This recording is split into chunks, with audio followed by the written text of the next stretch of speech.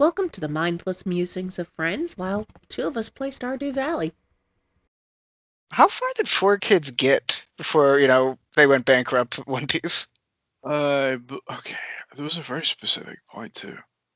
Was it to the end of the Crocodile arc? Nah, they went beyond that.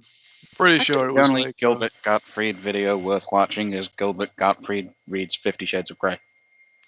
holy hell is this rock? He's really good. But holy hell is this Is a it? rock? Truly the voice of an angel.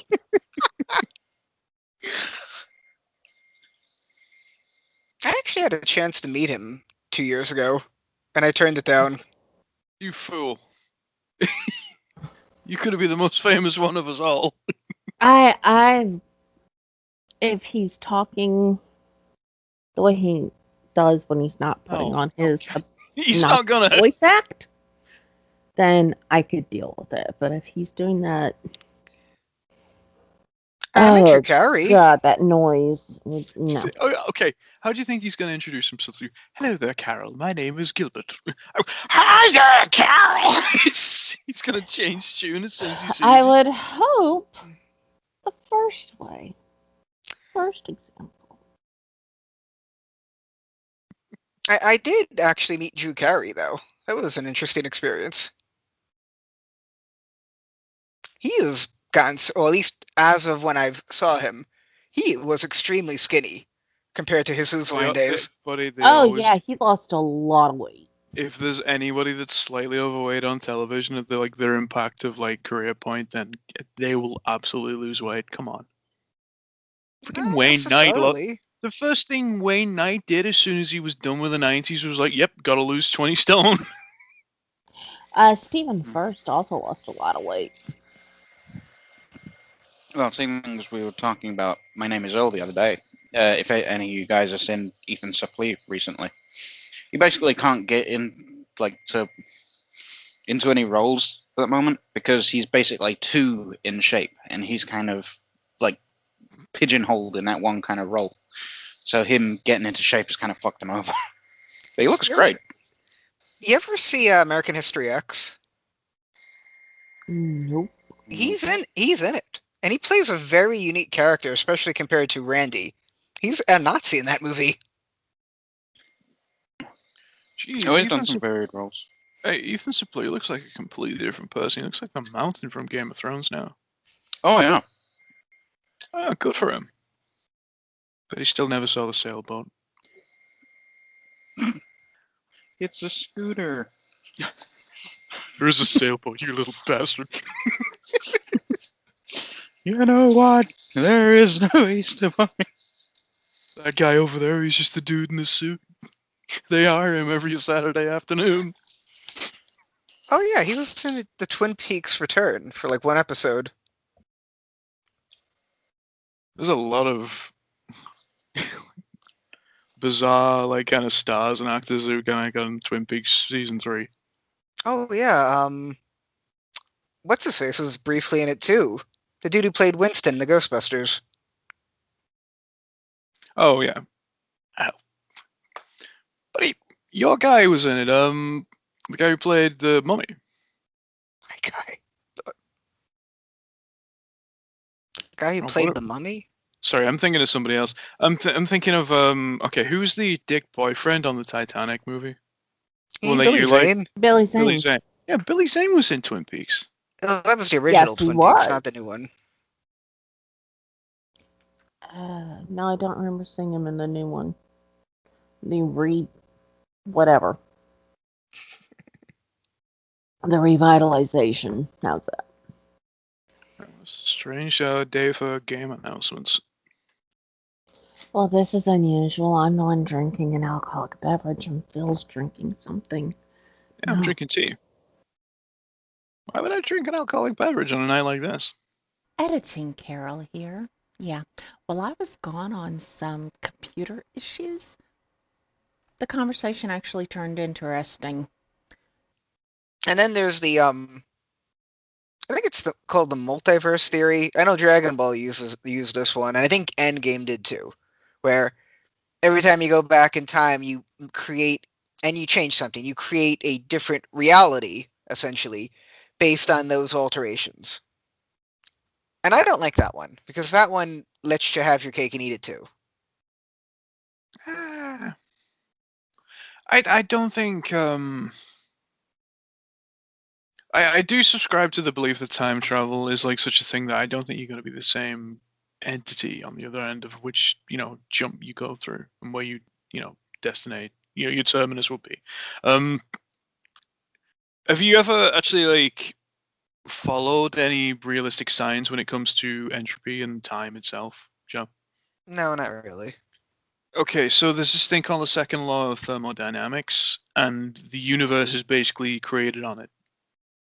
And it means that particles must eventually degrade after becoming, joining together at some point or another. Okay, this is like a fundamental thing in like thermodynamics and such.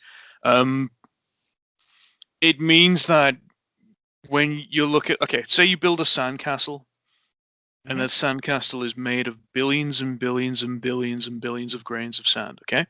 Yes. You are the same thing. You are made of particles, which makes you what you are. Okay. Yes. And then think of time as the wind blowing against that. Okay. And it's dissipating the shape, the form of that, rendering it back to the particles that it once was. To travel through time means to go through that wind. And would you still be the same thing on the other end of it? Okay. Entropy denotes the idea that time itself is so humongous a thing, and we as like we're not even pebbles, we're particles, if anything else, comprised of obviously millions of other particles in comparison against that. So I subscribe to the notion that the first theory that you told, the one about like the one true whatever was going to happen is going to happen. Like I think that's absolutely clearly true. The one timeline theory. The one timeline thing. I think that's absolutely monumentally correct. Because billions and billions of years have been evidently, for that. The whole thing with time travel is like it's theoretical. It doesn't exist. Yeah, yes, it is. Another theory I'm really, I don't want to say fond of, but I have a curiosity with. It's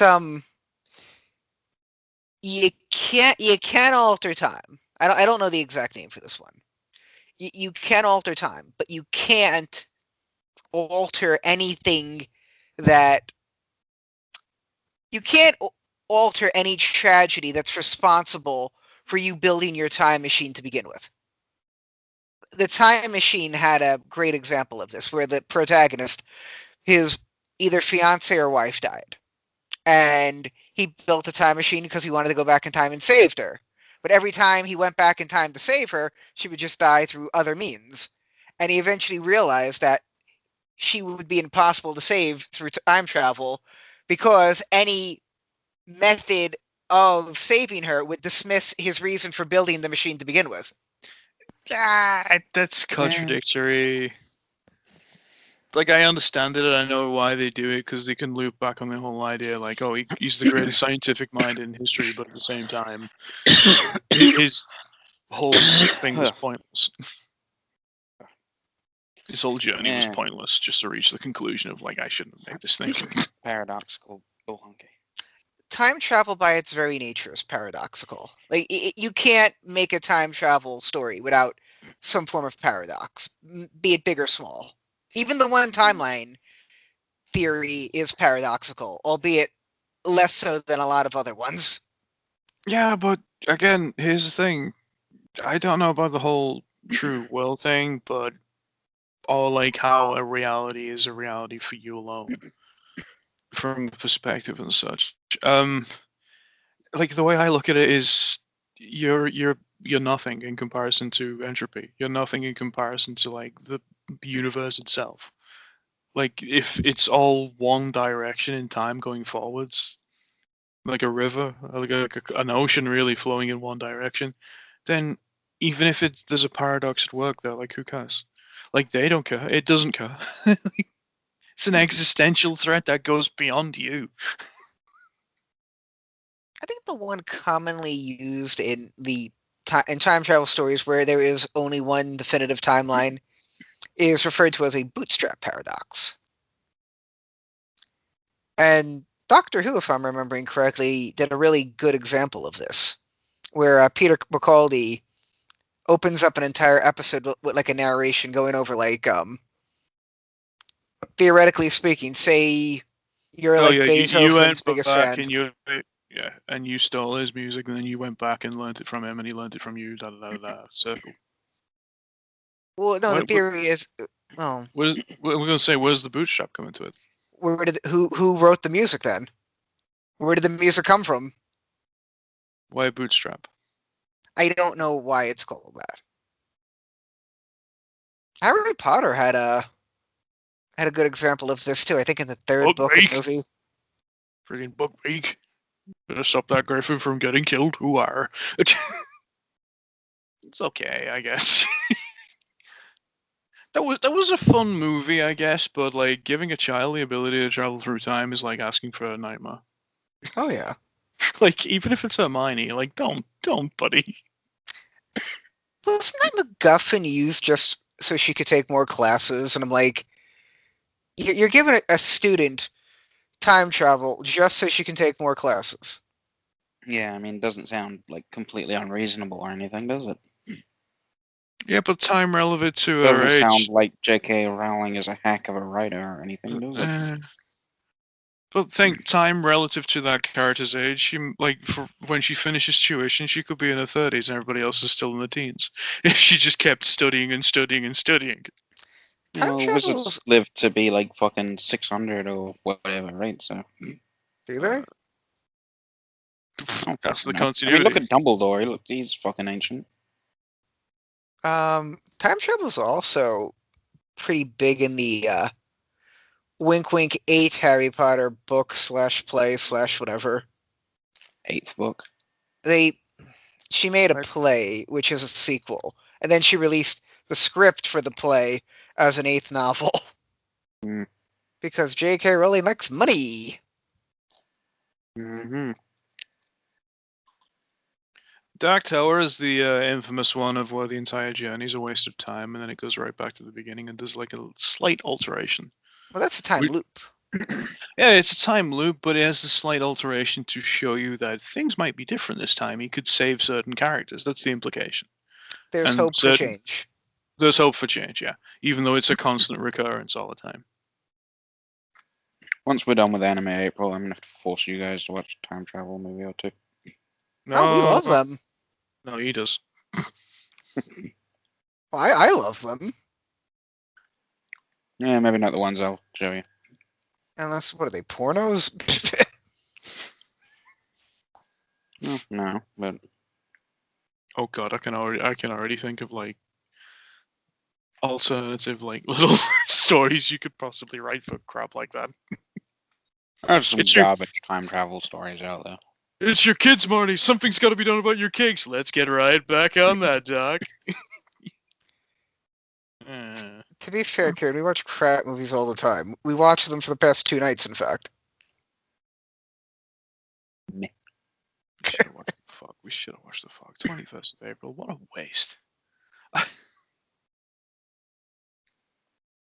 Buddy, you don't have to do everything on the exact date the movie takes place in. She had booze. We could have done it. We don't have to watch Friday the 13th on Friday the 13th. We have to. It's a. Those movies are who cares? Are there any good Friday the 13th movies? The first one, maybe it was like barely decent. That was it. Oh yeah, we watched that together, didn't we? Yeah. Jason X. Jason X. That is a funny movie. Would you be against watching that one, Kieran? Because it is very funny. Oh, really? Damn it. He brought it up just to shut you down. It's like my favorite Jason movie just because it's so bad. It's so bad it's good. Yeah, kind of. Yeah. They make him into a cyborg, for crying out loud. Why would you do that? Well, they do it on purpose. Yeah, nanomachines. It's like the opposing side of it's okay, guys. Yamcha's got this. Like you made the villain even worse. Guys, it's okay. You just got Android 18. We're fine now.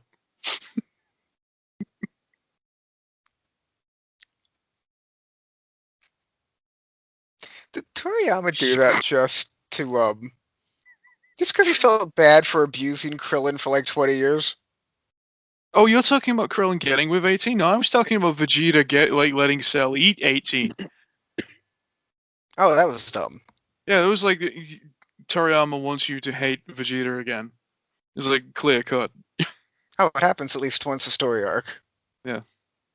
And here comes your regularly scheduled Vegeta throws the whole planet under the bus again.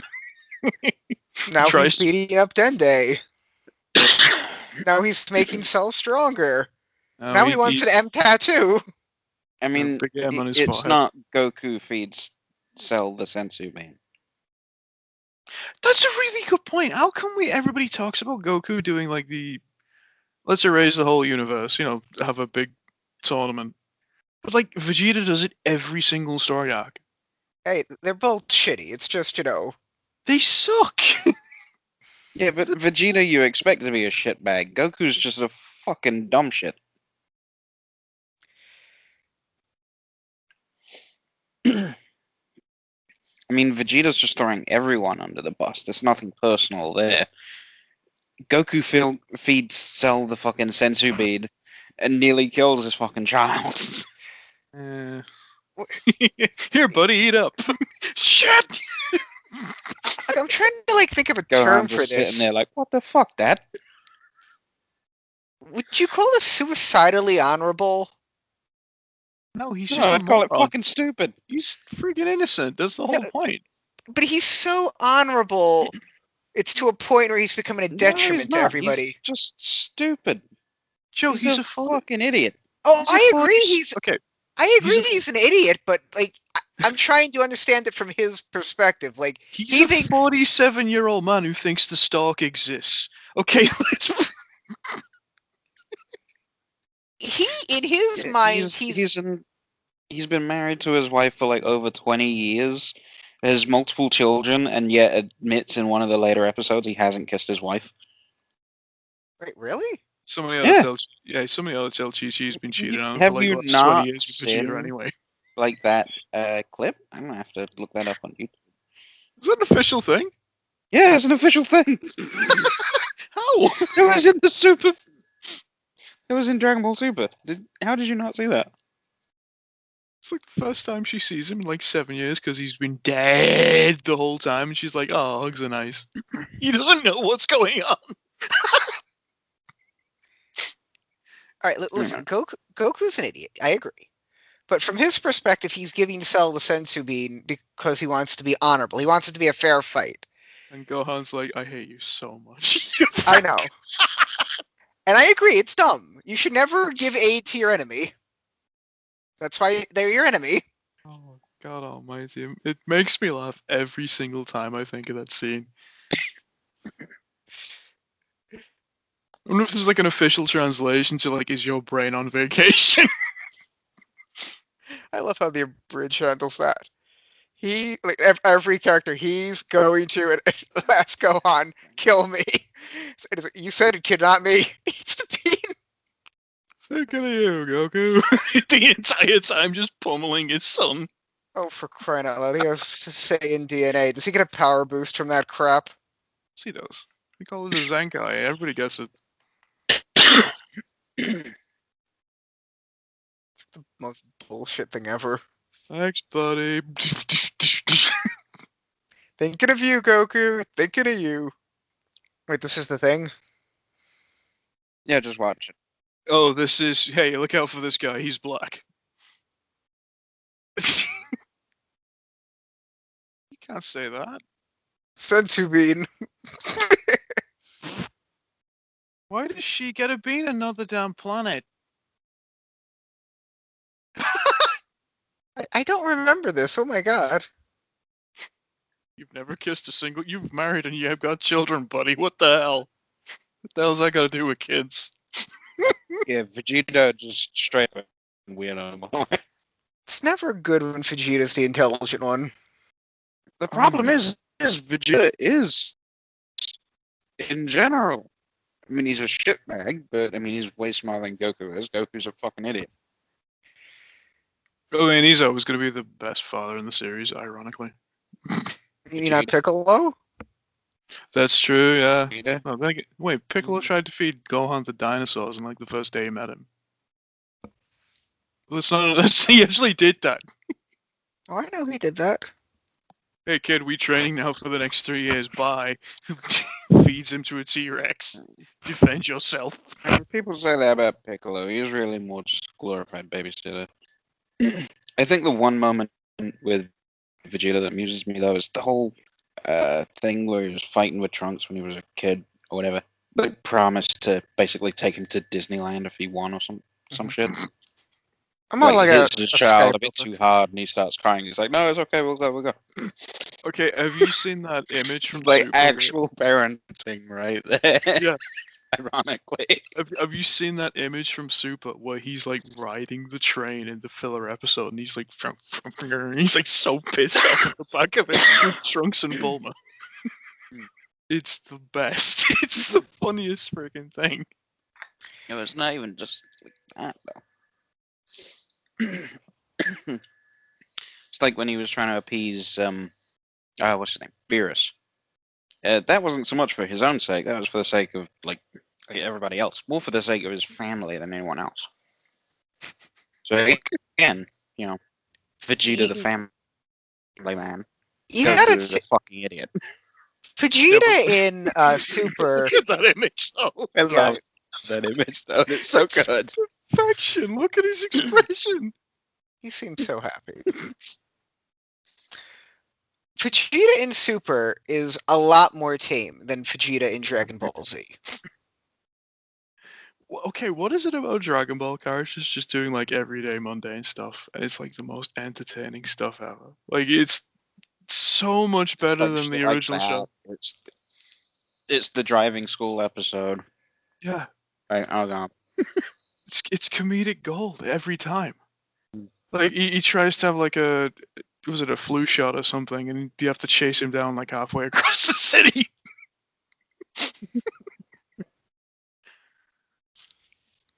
Kakarot, you man-child, get back in there. Get your proctologist exam complete. I kind of get a kick out of how Goku gradually becomes the villain of Super. Like his antics for wanting to fight somebody strong. They start ruining everything in his life, from destroying his crops to hiring a hitman to kill him. He hires his own hitman to kill. Yeah, I know. It's so dumb. I know. Okay, sorry about that, but you know, Hey, have all to make good. sure the car's got gas. It's all good. Okay, and you probably should stop the recording.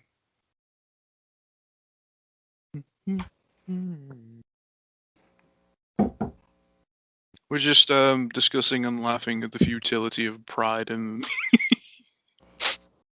theatricality, I suppose.